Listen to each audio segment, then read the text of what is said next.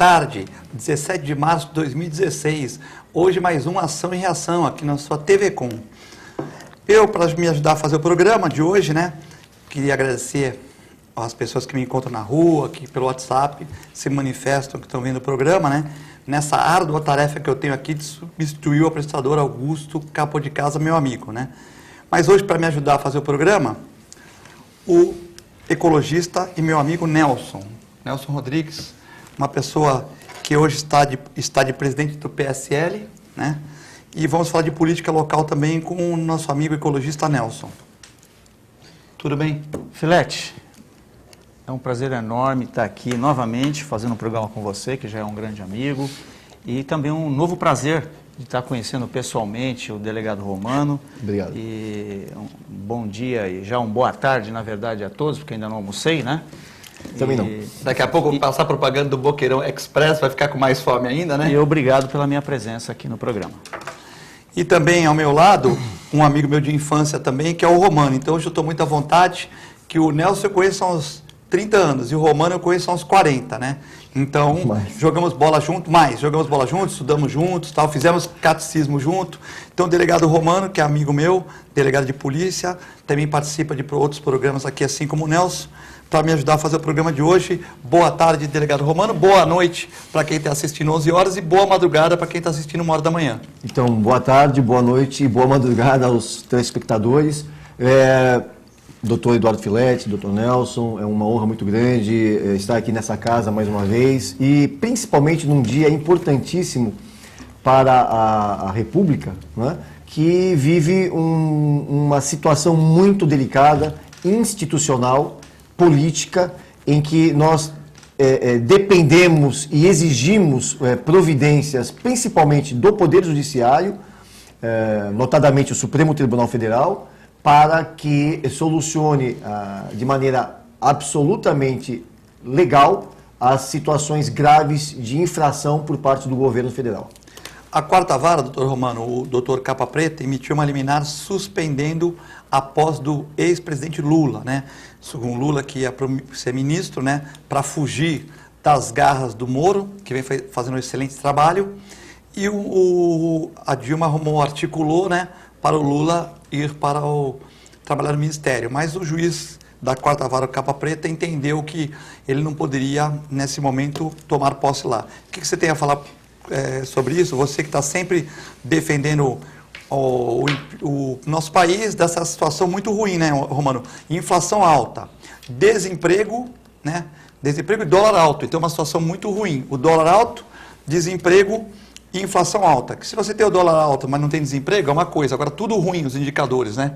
O que você tem a falar sobre isso? Em primeiro lugar, o que o governo, há 12 anos, do Partido dos Trabalhadores, quando eles assumiram o poder, eles tinham a retórica da honestidade, da limpeza da coisa pública e, passados, curiosamente, 13 anos, o que nós estamos vendo é justamente ao contrário. Ou seja, vimos que foi instalado na União, no governo, com a máxima tranquilidade, uma organização criminosa em que vários integrantes do Partido dos Trabalhadores estão presos, ex-presidentes, ex-tesoureiros, em que, principalmente com a Operação Lava Jato e o desmonte e a destruição da Petrobras, isso é fato, com a declaração, o testemunho de corruptores, empreiteiros, executores, deputados federais, senadores envolvidos, e é isso que caracteriza uma organização criminosa,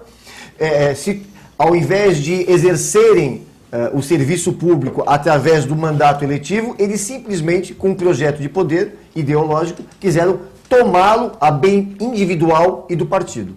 É o que a gente vê e o que a gente tem. Nelson, essa questão aí do país, né, no momento que a gente vive, um momento conturbado, como o Romano atestou agora, você podia também dar seu parecer aí. Olha, Filete, delegado Romano, telespectador, eu corroboro com as palavras do Romano em relação a esse fato e diria o seguinte: pelas redes sociais, pelo país afora, pelos meios de comunicação de uma forma geral, aqueles que estão defendendo o governo federal falam sempre a palavra golpe, né? E usam a palavra golpe como se toda a comprovação. Porque, veja, a Polícia Federal, o Ministério Público Federal faz um trabalho extremamente sério em cima da lei, né? A Polícia Federal, ela faz um mapeamento e não tem como escapar desse mapeamento. As delações premiadas, elas fornecem os indícios para que esse mapeamento seja realizado e seja o comprobatório para que haja aí uma situação de sentença futura em relação àqueles que já foram condenados e àqueles que ainda o serão. Então nós estamos numa situação, eu pelo menos nunca vi em vida tal fato acontecer no cenário político nacional, uma situação dessa, onde o país está num descrédito internacional, motivo de vexame internacional pelo grau de corrupção que está o país, né? E o golpe aonde foi, na verdade? Fizeram a reforma agrária? Não. O discurso da reforma agrária foi feito durante décadas, né? O movimento do Sem Terra está reclamando do quê? O governo que eles apoiam não fizeram a reforma agrária. E, portanto, eles têm que cobrar do governo federal e não lutar contra a sociedade para defender um governo que, na prática, já caiu. Fizeram a reforma tributária? Não fizeram a reforma tributária. Pacto Federativo? Não fizeram. O Pacto Federativo, muito bem lembrado, não fizeram. Que era o primeiro que tinha que ser feito, né? Ou seja, não fizeram nada de importante para elevar a condição do país. Nada. Nelson, e só para inserir no teu discurso, importantíssimo, só para você ressaltar e lembrar, que as pessoas que receberam terras para plantar e produzir, as famílias, recebiam as terras, os títulos e vendiam. Sim. Então a maioria dos que receberam pelo movimento do Sem Terra, o MST, que na verdade é uma milícia, inclusive armada, não é? Presidida pelo João Stelid, eles recebiam as terras e vendiam.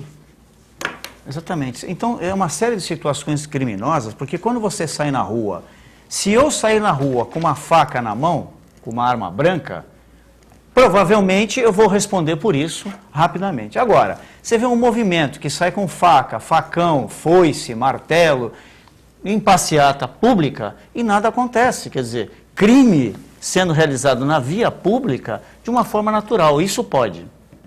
É, né? Complicado, né? Uma série de fatos que comprovaram aí os desvios de dinheiro público, processos que estão sendo gerados fora do país, né? Como pode um governo entregar uma usina da Petrobras a um governo estrangeiro, como aconteceu na Bolívia, e depois a presidente vai passar a visitar a Bolívia, fazer revista de tropa, ser bem ovacionada na Bolívia? É ativo brasileiro, são os recursos nacionais. Foi expropriada, na verdade, né? A refinaria da Petrobras na Bolívia foi expropriada, né? Por ato do Evo Morales lá, o presidente da Bolívia. Como que nós é a banana comendo macaco, né? Nós, por exemplo... Simplesmente, por decreto, ele retirou a propriedade da Petrobras, transferindo para o Estado boliviano, e o governo brasileiro continuou prestigiando o governo boliviano. Exatamente. Uma agressão, uma tomada, uma subtração do patrimônio nacional, muito embora em terras estrangeiras, mas legitimado pela lei de lá, e simplesmente o governo reverenciou amém a um ato de agressão contra o patrimônio da União. Contra a cidadania. E o povo brasileiro. O povo brasileiro. Agora, quer dizer, não tiveram reação, né? O que todos estão percebendo claramente é que ninguém está preocupado em defender o país. Estão preocupados com seus interesses próprios e estão se agarrando ao poder de qualquer forma. E de uma forma inconsequente, porque se isso levar a algum tipo de revolução, alguma coisa que possa trazer morte em alguns setores da sociedade, num conflito, é uma inconsequência que a gente já não vê há muitos e muitos anos nesse país. O poder pelo poder. Mas, ô Nelson, todos os países desenvolvidos do mundo, você pode pegar aí a Coreia, que é em desenvolvimento, você pode pegar aí a Alemanha, que foi dividida ao meio, e o Japão tiveram sangue, né? Então nós estamos discutindo com o Vicente Cassione, ele acha que nós vamos ter que passar por esse processo, não que é o ideal, mas que nós vamos ter, de uma certa maneira, esse processo de uma condução, por quê? Porque os países que tiveram desenvolvimento, como a Alemanha, foi dividida, teve problema, ressurgiu. Coreia, problema, nos anos 50 e tal, educação, ressurgiu. Mas foram... É assim, que nós brasileiros, segundo muitas pessoas, nós vamos numa passeata, vamos todo mundo rindo, fazemos bonecos e tal. É o jeito brasileiro. Quando teve a Operações Mãos Limpas na Itália, teve os protestos, os italianos iam de cara amarrada para a rua, né? Não iam, nós vamos brincando e tal. É o jeito do brasileiro. Então, o que o Lula, de uma certa maneira, instiga a população, as grandes nações passaram por isso também, né? Lógico que é uma atitude totalmente arbitrária. O que você fazia com o Fernando Henrique, você não quer que faça com você. E com muitos mais erros, concorda? O que acontece é o seguinte, eu creio que o ponto da pretensão, da nomeação do Lula como ministro da Casa Civil, pior, ele não vai ser ministro, ele vai ser o presidente da República de fato, porque a Dilma, quando nomeou, né, ou pretende ainda nomeá-lo e empossá-lo no cargo de ministro, o que ela está fazendo é assumindo a incompetência, que todo o brasileiro, todas as correntes sociais já sabem, a incompetência, a desonestidade, que está mais do que provada quando ela foi presidente do Conselho Administrativo da Petrobras, quando ela recebeu dinheiro para a campanha da Petrobras, quando ela mentiu na campanha para a presidência da República. Então, vários atos de desonestidade que se acumulam sobre a pessoa ainda da presidente da República. As pedaladas. As pedaladas que foram praticados, vários crimes de responsabilidade. Não foi uma, a pedalada não é uma só, foram várias. Pedaladas. Criaram receita, tomaram empréstimo sem a autorização do Congresso Nacional, o que é proibido por lei.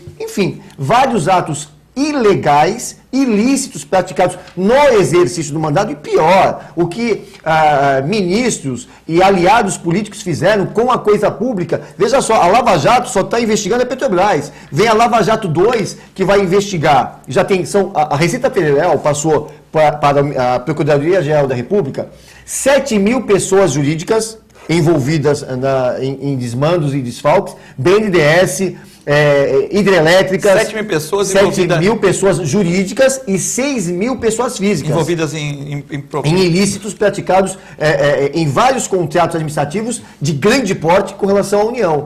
Então nós temos, a Lava Jato não vai acabar nunca. A Lava Jato 2, que vai envolver BNDES, que vai envolver as hidrelétricas, que vai envolver vários outros contratos administrativos, vão acarretar, só o juiz Sérgio Moro tem trabalho para o resto da carreira.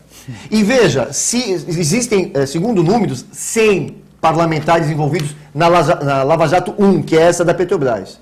Imaginem só, nós temos 550 deputados. Se você tirar 1/5 disso, você imagina quem vai sobrar. E tantos outros nomes. Aqui é apartidário. O que o povo brasileiro quer hoje não é simplesmente atacar o Partido dos Trabalhadores, não é isso o PT. Se tiver alguém do PSDB, que vá preso. Se tiver alguém do PMDB, que vá preso. Que receba o devido processo legal, que receba a aplicação da lei. Nós sempre falamos aqui, Romano, que o PT de Santos, por exemplo, acho que administrou bem, outro acho que administrou, mas não tem problema. Se tem algum problema sério com a Thelma, não. Com a Maria Lúcia Prange, com a Mariana Duarte, com o Evaldo Stanislau, não tem. Então, não é porque o PT que é ruim que é bom. Tem gente boa no PT. Agora eles abandonaram, mas tinha um Evaldo, tem muita gente também no partido que são pessoas, assim, honradas, né? É que o PT a nível nacional fez muita burrada e muita sacanagem, né? São pessoas que, iludidas pelo dogma, né, revolucionário de esquerda, uma esquerda que há décadas não existe mais no mundo, né, muito embora tenha como fundamento a social-democracia, mas eles não aplicaram a social-democracia como deveria ser, muito menos um socialismo. Basta dizer o seguinte, que o Karl Marx, que é o precursor das teorias comunistas, ele era casado com uma empresária milionária na Alemanha. Então, ele escrevia sobre comunismo, sobre partilhar riqueza, só que ele não partilhava a própria. Comendo bombons de licor, né? Então é complicado você tomar champanhe na Champs-Élysées, mas ficar falando de dividir o pão, sendo que o próprio não divide. É como esses filhos, às vezes filho de milionário que não trabalha e fica querendo fazer revoluções sociais, mas tendo carro importado, morando em cobertura, tendo tudo, e fica falando besteira, né? A filha do Lula estudou na França, então por que ele não colocou a filha do Lula numa escola pública no Brasil? E como tantos outros exemplos dos políticos aqui, eles pregam uma ideologia, mas eles não, na prática eles não cumprem. Então, o povo brasileiro hoje, e o estopim, você estava falando eu creio que nós estamos numa iminência, sim, de um distúrbio de natureza civil. talvez não acabe numa guerra civil, porque as Forças Armadas ainda não se manifestaram, sabe-se lá por que não, ou por medo, não sei, ou porque estão montando uma estratégia, ou que estão aguardando serem convocados pela população, mas a população já está convocando. E o problema dos grupos milicianos do PT são que são profissionais, são treinados. Hoje mesmo, na manhã de hoje... já vieram de fora também, né? Já vieram de fora também, né? Foram treinados em Cuba, etc, etc, etc. Então, hoje, nessa quinta-feira, nós tivemos de manhã, nas manifestações espontâneas e legítimas de quem é a favor do impeachment e contra essa sujeira toda, um confronto dos milicianos do PT. O secretário de Segurança Pública do Estado foi xingado agora em São Paulo. Ele foi numa dessas rebeliões lá, quase foi... Eles tentaram comparecer na manifestação da Avenida Paulista domingo, Isso. O governador do estado, e ele foi expulso. Ele entrou pelo MASP ali, ele e o Aécio... porque ele começou a dar discurso, aí o pessoal... Ele chegou, quando ele pisou na Paulista, já convidaram ele para se retirar. Ele ficou uns 20 minutos lá, né? Mais ou menos 10 minutos, né? Por aí. Nelson, essa questão aí do país, que eu falei não estou instigando ninguém a nada, mas claro, segundo os grandes pensadores, tivemos aqui com Vicente Cassione, Edmur Mesquita, outras pessoas que estiveram no programa, o Dr. Aldo, enfim, e tiveram essa questão do... Eu não penso exatamente assim, porque eu acho que cada momento histórico é próprio, né? Então, aquelas questões que você levantou da Coreia, do Japão, etc., tiveram características históricas completamente diferentes disso que nós estamos vivendo hoje, né? Todas elas têm as suas próprias características do momento histórico que nós não passamos por isso, onde ocorreu isso. Nós não passamos por isso, eu acho que talvez não tenha sido necessário passar por isso. Graças a Deus. Né? Graças a Deus. Agora, eu queria chamar um pouco a atenção dentro daquela questão do o que é o golpe, né? Que eu estava falando dentro desse tema. O cenário que, na prática, a gestão desse governo causou ao país. Na prática. Então, hoje nós temos 10 milhões de desempregados, e eu não estou falando isso como discurso, porque o IBGE, né, com a metodologia própria, que é ligado ao governo, colocou esses números. Quer dizer, quando você fala que você tem uma informação oficial de mais de 10 milhões de desempregados, na verdade você deve ter muito mais que isso, né?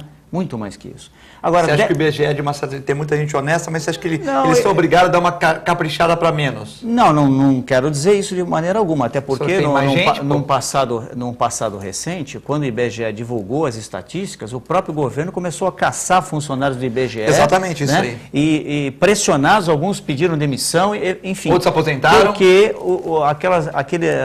aquilo que foi divulgado não era favorável ao governo. Então eles começaram a caçar politicamente as pessoas, os técnicos do IBGE.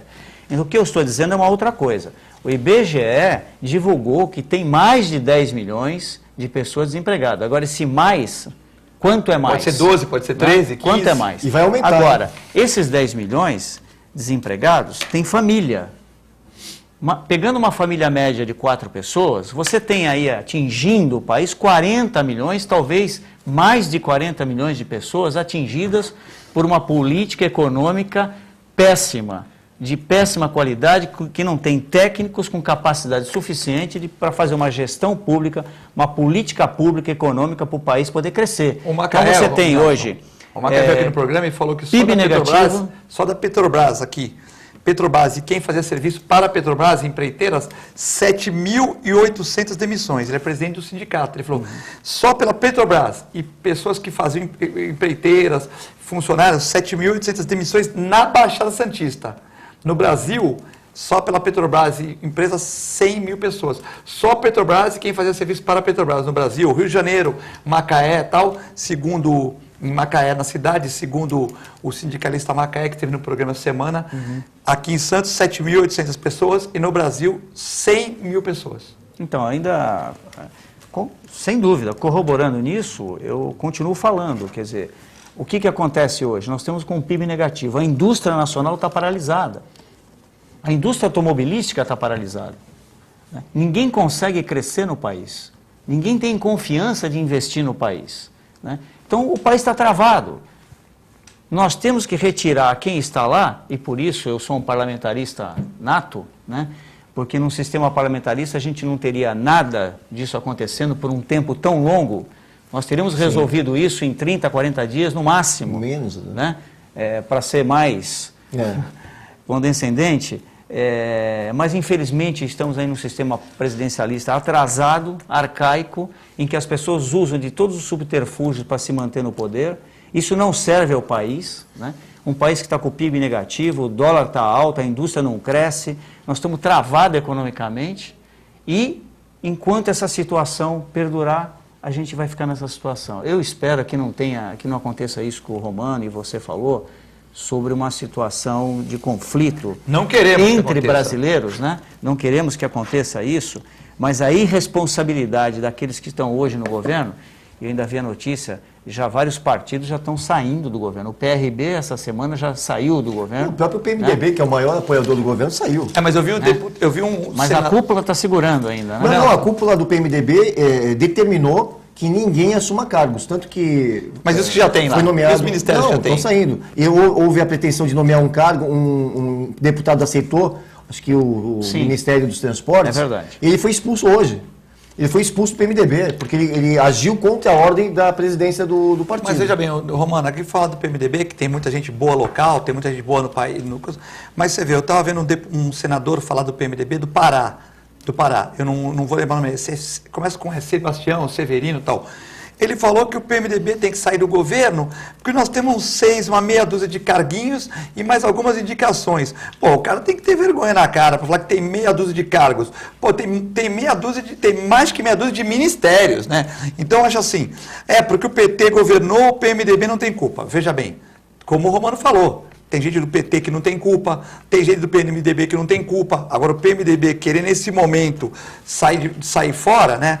É como aquela mulher, né, que morou 20 anos com o cara e que depois fala assim, o cara nunca foi bom nisso, o cara me batia, o cara não... Mas você ficou 20 anos com ele?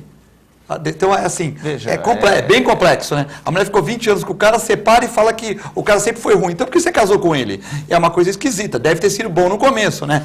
Então, você dissociar o PMDB nesse momento do PT também é um pouco... Você tem, tá nós três numa rua, vem 4 caras brigar e vocês vão me deixar sozinho. É uma situação meio esquisita também, né? Agora que está pegando fogo, depois de 6 anos de governo Dilma, né? 6 anos de governo Dilma, você vai abandonar e eu nunca tivemos parte... Não, nós tivemos parte, não concordamos agora e tal. Agora, 6 carguinhos, não é assim, né? O PMDB, o que todo mundo que acompanha a política sabe, o PMDB tem compromisso com ele próprio. Onde for melhor, ele pisa. Então, quando não estiver bom, ele vai sair fora e vai para a oposição. Hoje, em vislumbrar a possibilidade de assumir o comando do Poder Executivo, ou através de uma renúncia, ou através de um impeachment, ele luta para que não haja a cassação da chapa pelo TSE, porque se houver a cassação da chapa, cai a Dilma e cai o Michel Temer. Eles querem que caia a Dilma, mas entre o Claro, Michel, lógico. Aí eles ficam no poder. Aí permanece 2 anos com a presidência da República de fato. Aí faz mais ou menos o que o governo da Argentina fez, dá uma melhora aqui, tal, melhora e são reeleitos. Percebe que hoje de manhã, na posse, ou na tentativa de posse do Lula, o Michel Temer não estava. O que é um sinal muito evidente da postura de que o PMDB está aguardando, sim, a queda da Dilma. Ou seja, não quis associar a imagem dele com o Lula. Sim, nesse momento. evidente. Ele falou, não vou falar mal do Lula, mas também não associo. Como o PMDB a nível nacional faz. Eles têm pessoas inteligentes, probas, mas também eles sempre querem estar onde está bem. Então, você dissociar a imagem do PMDB, que também está desgastada. Muito. Você está desgastada. Com o PT, é como você ser casado 20 anos com a tua mulher, falou que nunca gostou dela, que ela não serviu. E tem outra, viu? Pô, não dá, né? Não dá. Veja só, olha que situação dramática hoje do Brasil e da política brasileira. A presidente da República, notadamente envolvida... Veja, não deu nem tempo não deu 24 horas daquela bobagem criminosa que o Aloysio Mercadante fez, agindo da mesma maneira que o Delcídio Amaral. Sim. Ele foi tentar, na verdade... que foi a gravação foi revelada. O Delcídio pro Severo foi como o Aloysio Mercadante foi pro Delcídio. Exatamente, foi cooptar a colaboração. Mas o que deu pena, porque o Delcídio, quando fez pro Severo, o Delcídio falou, não, eu fiz realmente, tal, queria me defender, tal. O Delcídio foi mais assim, mais profissional, né? O Mercadante parecia um menino de 9 anos que roubou uma bala da padaria, não deu essa impressão? O menino de 9 anos que roubou a bala, o pai pegou ele roubando a bala, ele, mas não fui eu peguei, mas eu não queria, eu queria dar pro morador de rua ali fora. Eduardo. Então, mas falou assim, o Mercadante, ele falou, eu não tenho relação nenhuma com o Delúbio, eu apenas fiz o contato. Pô, mas quem mandou você fazer o contato? Então, agora, eu fiquei, não, pena que eu digo assim, não tem pena nenhuma, mas parecia uma simulação, mas eles são todos articulados. Parecia uma criança dizendo assim, mentira. Eu não sei o que eu fiz. Veja, mas a gente estava falando do Teocídio, era líder do governo no Senado. E não tem relação com o mercadante que é da Casa Civil? Não é Ele tomava possível café, ele isso. tomava café da manhã e tomava café da noite com a Dilma e com toda a cúpula do PT. Claro. Ele era ordenança do governo federal e da Dilma Rousseff e para fazer os acordos. Era o Delcídio Amaral, no Senado Federal, no Congresso O mais Nacional. importante do PT, a nível do Senado, era ele. Sim, sem dúvida. E veja... E não tem contato com o mercadante. Tem. E o mercadante, a única coisa que o mercadante falou, que eu achei inteligente, que ele falou, se a Dilma tiver que descer a rampa, eu vou ser um dos únicos que vou descer com ela. Aí ele mostrou fidelidade, que é uma coisa aí que tem que, por exemplo, a gente tem que, de uma certa maneira, enobrecer no ser humano, né? Se eu cair, eu vou cair com ela. O resto ele só falou besteira, que ele não sabia, que não foi assim, pô, entendeu? É um absurdo, né? Agora, o que a gente tem hoje? O Pedro Correia, que é presidente do PP, que está preso, é um médico, está preso, né, já há quase mais de um ano, ele está fazendo delação premiada. O Marcelo Odebrecht, ele já acenou que quer fazer a delação premiada. O Marcos Valério quer fazer a delação premiada. Tá 40 anos preso, pô, vai fazer. Quando essas delações premiadas, dessas 40 pessoas, dos anos, corruptores, conjunto. ou de pessoas fundamentais na organização criminosa, no pagamento, ou seja, nessa sujeira toda que todo mundo está assistindo, ninguém tem dúvida, e o PT, e o que me chama a atenção, por exemplo, no José Eduardo Cardoso, um cara, ele está rasgando a biografia dele, dando justificativas que insultam a inteligência média. Sem dúvida. A minha filha tem 9 anos, ela já sabe, pô, isso é tudo mentiroso. E é um bom jurista, né? Não engano nem criança de 9 anos. E é um bom jurista. Excelente. Excelente, mas só que está rasgando a biografia dele. Bom, nós vamos a um breve intervalo, depois continuamos aqui no segundo bloco com o Nelson Rodrigues e o delegado Romano.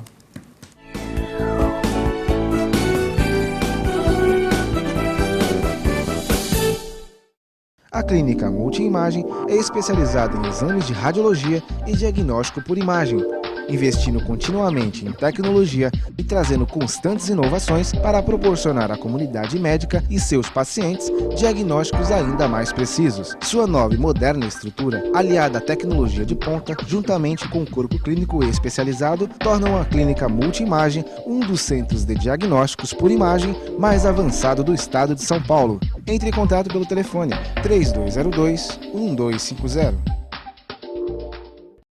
Com o objetivo de atender cada vez melhor, o Plano de Saúde Santa Casa oferece a você e a sua família uma ampla rede de atendimento em Santos, São Vicente, Praia Grande, Cubatão e Guarujá. Além de contar com a melhor equipe médica e multiprofissional do litoral paulista. Plano de Saúde Santa Casa de Santos. O melhor atendimento em plano de saúde. 3226-6200. A TV Com traz qualidade e interatividade para a Baixada Santista. Nos preocupamos constantemente com a qualidade de nossas produções. Por isso, investimos em equipamentos e profissionais qualificados. Nosso estúdio é, sem dúvida, um dos mais bem equipados da região. São mais de 40 metros quadrados de tecnologia. TV Com, sempre com você. Corta.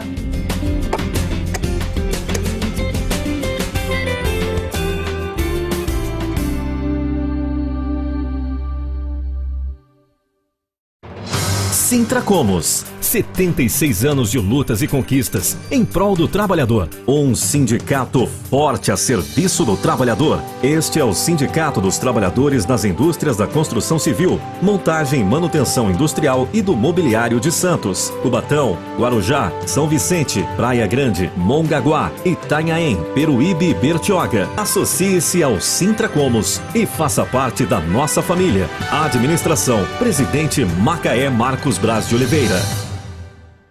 Existe um lugar em Santos onde você encontra os empreendimentos mais fascinantes da região. Um lugar amplo, aconchegante, feito para oferecer o melhor atendimento para você. Um lugar que reúne as melhores opções residenciais e comerciais nos bairros mais nobres de Santos. Um lugar que a gente nem precisava dizer, porque você já sabe. Central de Vendas Grupo Mendes, Rua Guaiaó 55, Aparecida. Venha fechar um bom negócio para abrir as portas do seu novo lugar.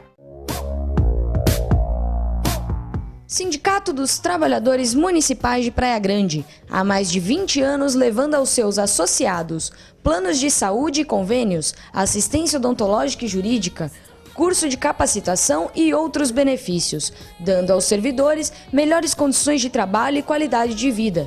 Para mais informações, acesse o site www.sindicatopraiagrande.org.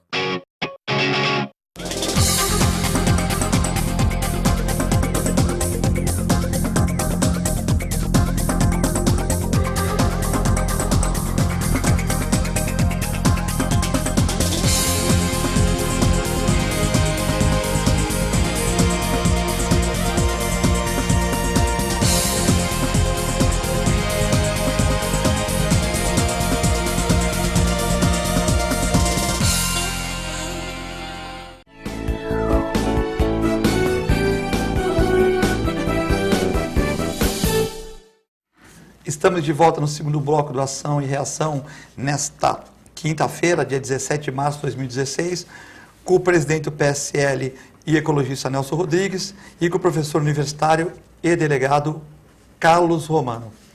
Carlos Alberto Romano, né? Tá certo. Até não precisa nem impor, porque esses dois são meus amigos, Romano, né? tá bom. Hoje o Augusto está em possibilidade de vir, por isso que eu estou tentando substituir ele aqui.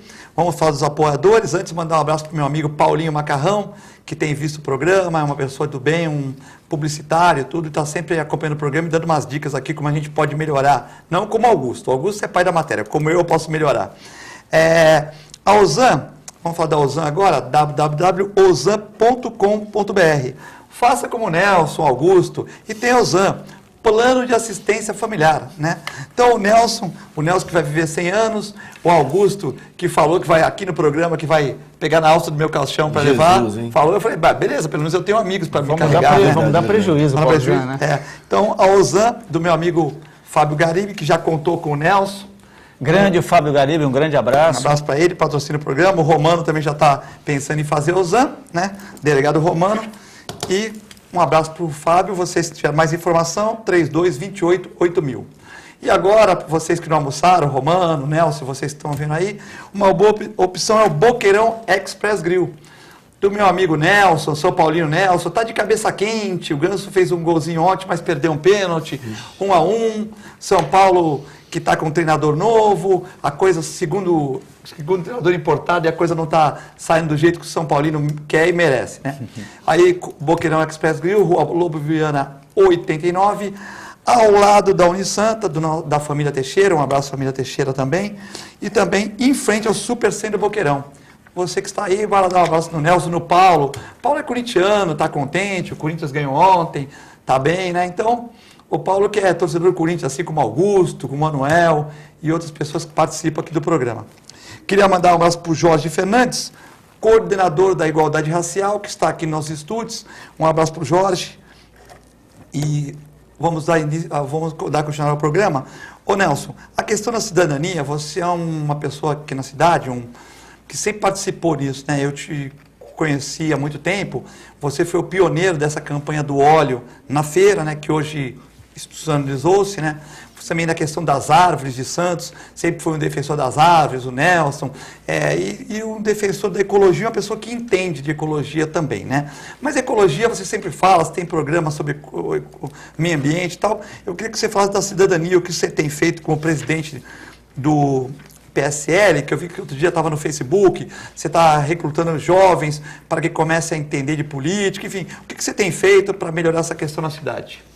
Olha, Filete, Romano, telespectador, eu acho que a cidadania é uma questão importante e que a gente tem que estar levando essa temática sempre em todos os lugares que a gente vai. eu não vivo da política, o Filete não vive da política, o Romano não vive, muita gente não vive da política, mas a política é fundamental na vida de todos nós, né? Essencial. Então nós, eu em particular, participo de várias atividades como cidadão. Então eu participo do meu sindicato, sou secretário-geral do meu sindicato no estado de São Paulo, participo de ONG em defesa do meio ambiente no CONDEMA, que é o Conselho Municipal... Santos Sempre Santos, no que é do Santos Sempre Santos, qual... lá apoiando o nosso clube. Participo, tem um programa de televisão aqui na casa. Já foi presidente da SOS Orquidário. Sou fundador da SOS Orquidário, né? Já fundei um partido político no Brasil. Então, o que eu exorto à população, e justamente nesse momento difícil que o país está passando, é que as pessoas, ao contrário do que muita gente fala, não vou participar mais de nada, né? Não quero mais participar dessa sujeira que está aí. Na verdade, é na crise que a gente tem que crescer e participar para poder mudar o quadro. E de que forma participar? Participando de várias instituições, até do Conselho de Segurança de vários bairros eu participo também. Então o que eu exorto à população, aos jovens, às mulheres, é que participem de todas as instituições que forem possíveis no seu bairro, na sua cidade, no estado, no país. A participação nossa muda o rumo do país. Uma das entidades que eu participo, porque eu acho assim, Romano, todas essas participações são ferramentas de trabalho, né? Ferramentas que a gente participa de uma ONG, é uma ferramenta para mudar a sociedade. Participa de um partido, é uma ferramenta. Isso que o Antônio Carlos da Atmos está vendo o programa aqui, e o Uriel também que está assistindo o programa, sempre comenta que a pessoa não vai na reunião de economia e depois cobra melhoria. A pessoa não vai na reunião do bairro e cobra melhoria. Então, né?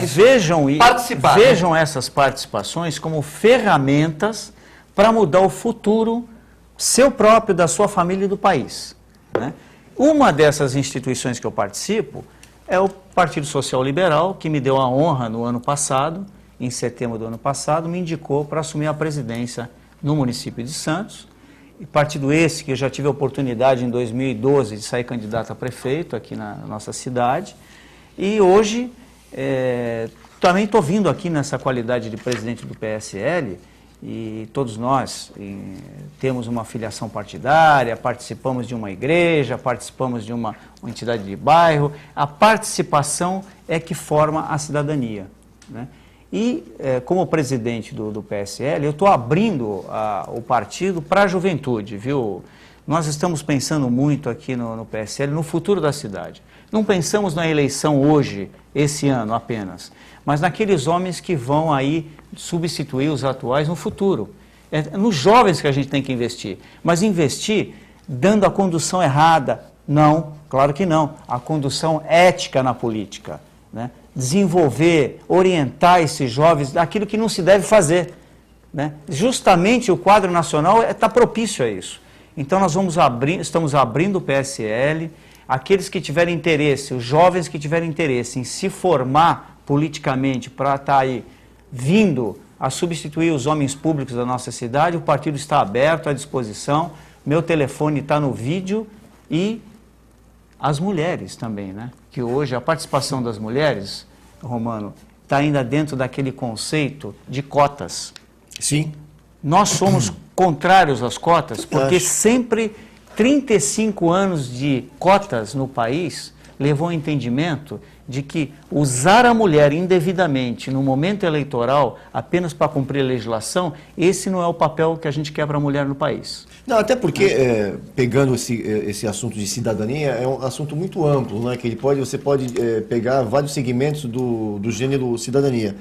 A partir do que você está falando de cotas, tanto cotas para o ensino, cotas raciais, cotas de gênero, existe o princípio. Então, a Constituição está errada, porque tem um princípio da Constituição, no artigo 5º, que diz: todos são iguais perante a lei. Ou esse princípio existe, ou ele não existe. Corretíssimo. Então, essas entidades, exemplo, do partido político, que através de uma conscientização, exatamente, que as pessoas, seja homens, seja as mulheres, sejam os azuis, sejam os amarelos, sejam os negros, sejam os brancos, por convicção pessoal e por uma base intelectual de reflexão da sociedade, uma consciência individual do papel de cada um no grupo, a importância que cada um exerce. Porque hoje o que a gente percebe, em razão do sistema, que o próprio sistema como um todo impõe aos indivíduos, e através da tecnologia, principalmente os aparelhos celulares, eles fazem com que as pessoas hoje se isolem no seu mundo. A pessoa pode estar em contato com o mundo inteiro, e está, através da internet, através dos smartphones. Porém, essa comunicação que o ser humano tem, e vai piorar, piorar em que sentido? Quanto mais aptidão, quanto mais recursos tecnológicos tem, o ser humano mais se isola no seu próprio mundo. Todavia, ele esteja em contato imediato com os mais diversos lugares do globo terrestre. Não é? Enfim, então é preciso que o que você falou, e eu noto que as pessoas, eu tenho 2 filhas, enfim, as pessoas já de uma certa idade, pequena idade, já têm uma intelectualidade avançada até pelo avanço tecnológico. Sim. Que permite isso. Então, eu creio que se a gente... Tem o isolamento, mas tem a parte do avanço tecnológico que a pessoa fica mais intelectualizada nessa questão política para debater, né? E você percebe que a convivência familiar, neste aspecto, foi muito atingida. Dentro de casa, com certeza, as pessoas não conversam, as pessoas não se beijam, as pessoas não se abraçam, as pessoas não comem conversam. no mesmo horário, porque antigamente você comia lá com o seu Pascoal, seu pai, querido, saudoso, com a sua mãe, com o seu irmão, o Aires, comia todo mundo junto, naquele horário. Hoje em dia, cada um come num horário, um irmão está passando o WhatsApp pro outro no outro quarto, não funciona assim? Às vezes, na própria mesa, a pessoa tem que chamar no WhatsApp na própria mesa, isso é uma piada que tem corrido muito, porque namorados não se falam, a pessoa está falando com um amigo ou com uma amiga, enfim. Romano, isso aqui é um telefone de emergência da clínica. Uma cliente minha, gente boa, ela passou um WhatsApp para mim 3 horas da manhã. Mas quem quer que trabalhe o dia todo, vem para a televisão, teve reunião, participa da aula, corre na praia, vai dormir, pum. Se não tocou, como é que eu vou ter um WhatsApp? Não, era para você no dia seguinte já pegar a mensagem. No dia seguinte eu peguei a mensagem. Ela queria falar sobre uma cesariana, tudo bem, não era tão importante. Mas você desliga para dormir, né? Não, eu deixo ligado porque você dá a clínica, um dia fica comigo, um dia fica com o meu irmão. Tudo bem, se tiver alguma emergência, tá tudo sob controle. Você levanta às 3 da manhã para atender Não, eu pego o telefone e vejo. Se for emergência, eu vejo quem da minha equipe pode atender. Pode atender rapidamente. No carnaval era eu, meu irmão estava viajando, eu fiquei... então você já direciona para a sua clínica? Eu direciono para a minha clínica, por exemplo, mas muitas vezes eu resolvo, o cara fala assim, olha, tem uma ave que está aqui, eu encontrei aqui. Eu falo, faz o aquecimento da ave, da glicose, amanhã me leva na clínica. Nem tudo precisa do advogado ir na hora, do veterinário na hora, muitas coisas. Mas normal. E tem gente na clínica para atender também. Esse celular é para a clínica comunicar comigo, mas como não tinha gente à noite lá, ficava no celular, as pessoas têm o número, e tudo bem, continuou. Aí, mas como é que eu vou atender um WhatsApp, por exemplo, 3 da manhã? Aí o cara passa para mim um WhatsApp 11 horas, meu cachorro está mal. Bom, então eu tenho que estar no Facebook, tem que estar no e-mail, tem que estar no WhatsApp. Quando que eu trabalho? Não tem. Então, tem que ter um problema. Eu quero falar com o Romano imediatamente. Eu ligo para ele. Mas se eu passar o WhatsApp, quem diz que ele não pode estar dando aula, como é que ele vai me responder aquilo? Não tem como. Então, as pessoas também têm que emergência. Não dá para mandar o e-mail agora e achar que vai ser emergência. Eu vou mandar um e-mail para o Augusto agora. Será que ele não vai estar almoçando? Será que ele não está numa reunião? Quer dizer, é complicado, né? Queria mandar um abraço também para o Armando Gomes, da nossa co-irmã Santa Cecília, que faz aniversário hoje, né? Amigo do Romano. Um grande abraço. Grande Manduca, um abraço. Eu fui ontem lá no 11h30, saí de uma reunião, passei no Santa Cecília lá para cumprimentá-lo. Ele queria que eu ficasse no programa, mas eu achei que, por exemplo, como eu não fui convidado ali, embora ele manifestou desejo, eu só abracei ele no intervalo, né? E ele, depois, quando eu estava saindo, ele comentou alguma coisa, mas eu escutei no estúdio, queria abraçar o Armando. Muitos anos de vida, para ele que é um santista ferrenho. A Fernanda Vanucci, que também está vendo o nosso programa e que manda um abraço para o Nelson e para o Romano. Um abração, Fernanda. A Fernanda é a esposa do Augusto. Ah, tá. Tem o programa aqui no ar, né? E também foi vereadora, não quis assumir agora a suplência, porque a suplência do Del Bosco era da Fernanda. Ela não querendo assumir por motivos de trabalho. Durante 15 dias entrou o vereador Braz Antunes, né? Então hoje o Braz está na Câmara por 15 dias. Mas esse lugar é da Fernanda Vanucci, que declinou ao convite, né? No caso do Del Bosco, o Amaral foi fazer uma viagem com o pai, há muito tempo programada.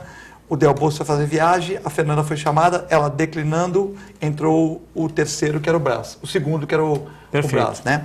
Então, e também o Durval faz uma pergunta aqui, não sei se a produção tem as fotos, né? Tem as fotos do acidente? Não, não tem a foto. Então, o Durval faz uma pergunta aqui, o que o Romano e o que o Nelson entende sobre um acidente, eu acho que foi na Campos Melo com a senador Feijó, parece que em frente ao Bolinho de Bacalhau, o carro bateu em motos, em Carvalho de Mendonça. Carvalho de Mendonça, desculpa, Romano. Carvalho de Mendonça, eu tinha falado aqui, Carvalho de Mendonça com o senador Feijó, o carro bateu em frente ao Bolinho de Bacalhau ali, bateu em motos, em carro, teve gente ferida e tal, um acidente grave que mobilizou muito policiamento, né, uma coisa tal. E em cima disso, o Durval Capo Filho faz uma pergunta. O que nós achamos aqui desses locais que tem mesas na calçada? Se, num caso desse, não poderia ser matar 30, 40 pessoas, essas mesas na calçada, se teria que colocar um trilho para proteger, ou se... esses barzinhos que tem mesa na calçada, o que vocês acham dessa questão dos acidentes? Olha, esses barzinhos que tem mesa na calçada, existe uma legislação para regrar a quantidade de mesas na calçada em frente ao bar.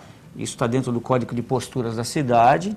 E, havendo a fiscalização, acho que estão dentro da lei. Agora, o que esse acidente tem que ver se foi uma falha técnica do veículo, se foi o condutor do veículo estava alcoolizado, precisa analisar de que forma isso aconteceu, né? E por que isso aconteceu.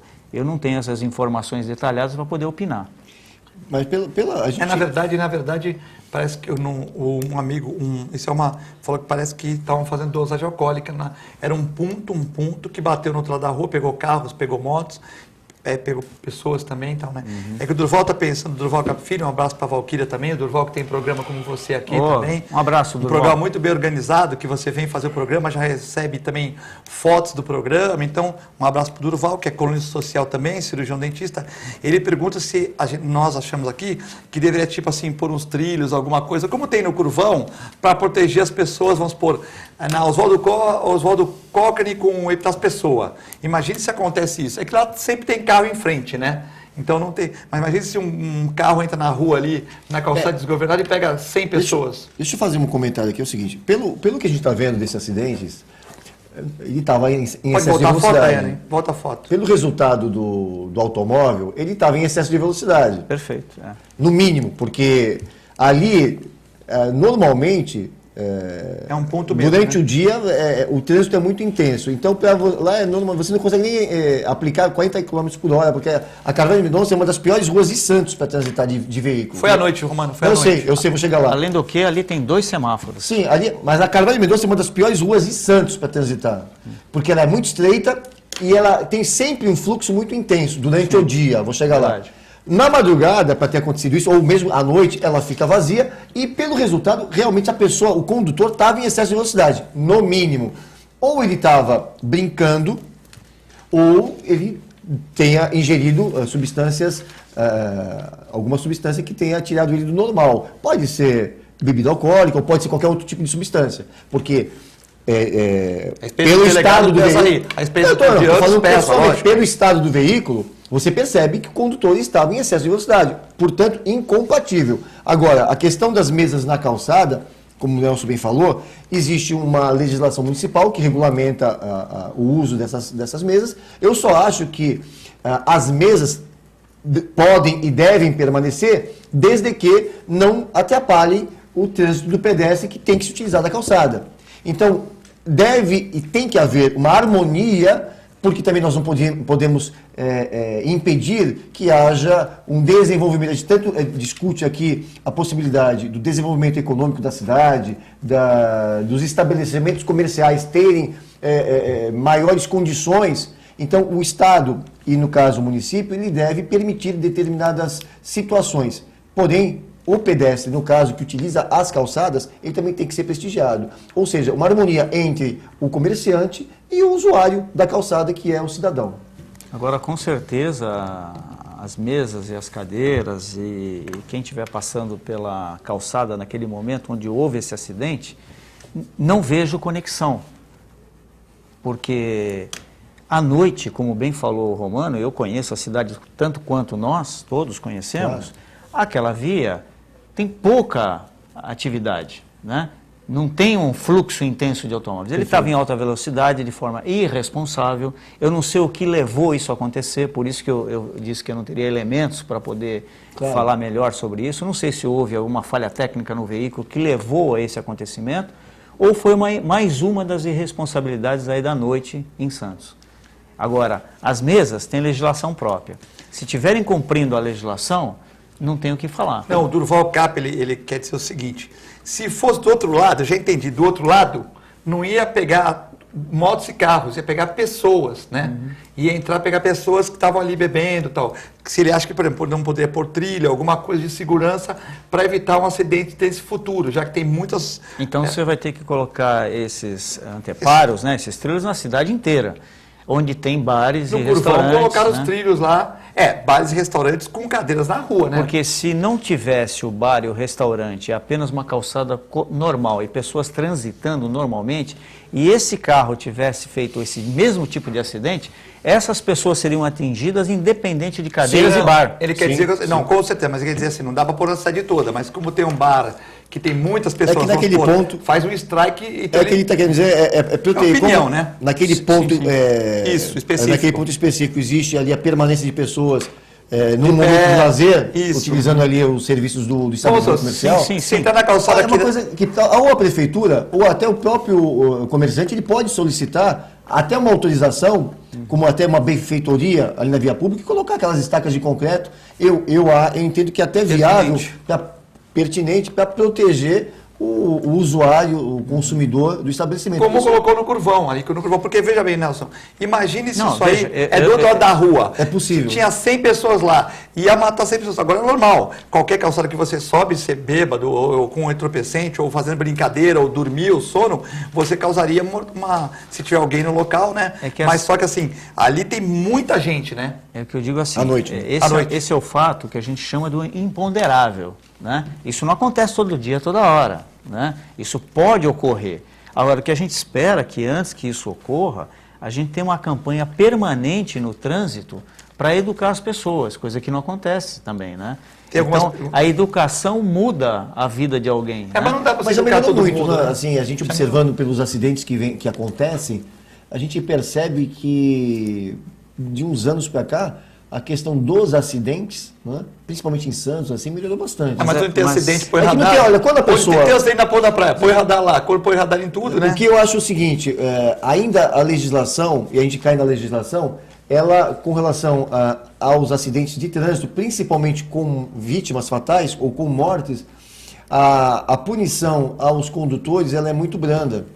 Isso seria, eu acho que a questão da educação sempre, mas também da repressão e da prevenção através da punição, ou seja, a prevenção de advertência por parte da legislação penal, em que, aplicando-se a acidentes de trânsito a pessoas por imprudência, por negligência ou por imperícia, elas têm maior cuidado. Porque o irresponsável que bebe e vai para o volante, ele vai sempre ser irresponsável. Infelizmente, o índice de irresponsáveis sempre permanecerá. Esse 0,5%, 1% não tem como você tirar. Né? Não tem controle, sempre a gente vai ter, claro, sempre uma conscientização. Então tem pessoas que, infelizmente, adotam um comportamento, como você falou, Nelson, inadequado no convívio social. Eu tenho algumas perguntas e tenho pouco tempo, então a gente tem que ser breve. A Flávia do Estuário manda um abraço para o Romano e para o Nelson, para mim também, e pergunta para o Nelson o que ele acha como estão as árvores de Santos. E também tem o Ricardo perguntando para o Romano, então... Olha, eu vou ser rápido pelo tempo que você tem para terminar o programa. Eu diria o seguinte, desde que a política da arborização pública foi retirada da Secretaria do Meio Ambiente de Santos, a gente está tendo uma destruição das árvores na cidade. Primeiro, cortar árvores do jeito que estão cortando, e inclusive vindo para cá eu vi isso acontecendo em Baré, né? Num período do ano, o verão não é o período do ano para cortar árvores, não é o período, pode consultar qualquer técnico na área. Não é no verão que se faz isso. Então, estão destruindo a arborização. Retiraram da Secretaria do Meio Ambiente e passaram para a SESERV, Secretaria de Serviços Públicos. Né? E a Secretaria de Serviços Públicos não tem o mesmo trato com a arborização pública quanto os técnicos da área de meio ambiente. Então, para atender, baixar o nível de pedidos que estava acumulado, né, na ouvidoria, estão destruindo toda a arborização pública. Tá pondo serralheiro para fazer uma cirurgia plástica, é isso? É possível que sim. Bom, ô Romano, a última pergunta aqui rapidinho. O Ricardo está brincando comigo aqui, o Ricardo da Ponta da Praia, que nós fizemos uma brincadeira aqui, se fosse candidato a prefeito, qual que era a primeira coisa que eu ia falar no discurso? Eu ia falar que a tolerância zero na praia, é um projeto que eu tenho, que eu acho que a terceira idade não está andando mais para a praia, por causa dos roubos e tal. Eu ia falar, olha, maconha é crime, fume com a sua avó em casa ou fuma ou em outro lugar. Na praia ninguém vai fumar maconha, não vai ter rodinha. Eu quero criança de 7 anos andando 1h da manhã, eu quero a pessoa passeando na praia. Então eu ia pôr guarda municipal na praia toda, tolerância zero. Aí o Ricardo brinca comigo, Filete, você não é candidato, mas o que o Romano acha da tolerância zero na praia? É uma brincadeira. Não é só na praia, eu acho que a tolerância zero tem que ser na cidade toda e tem eficácia. Se você vamos pegar Nova York, o que é a tolerância zero? É nas condutas mínimas que infringem a lei, punição. Isso faz com que o ser humano tema as punições piores. É isso. O cidadão não pode fazer xixi na rua, o cidadão não pode quebrar patrimônio privado nem público, a pessoa tem que respeitar as outras, não pode gritar a lei do silêncio. Enfim, é um conjunto de pequenas normas, muito embora a punição seja pequena, que, se aplicada efetivamente, as pessoas terão um comportamento civilizado no meio social. Bom, foi muito bom para o programa com 2 amigos, o Romano e o Nelson. Um abraço a todos que estão assistindo. Quem quiser ver tem a reprise 11 horas e a 1h da manhã também. Fiquem com Deus, até amanhã, se Deus quiser. E parafraseando Augusto, ele há de querer.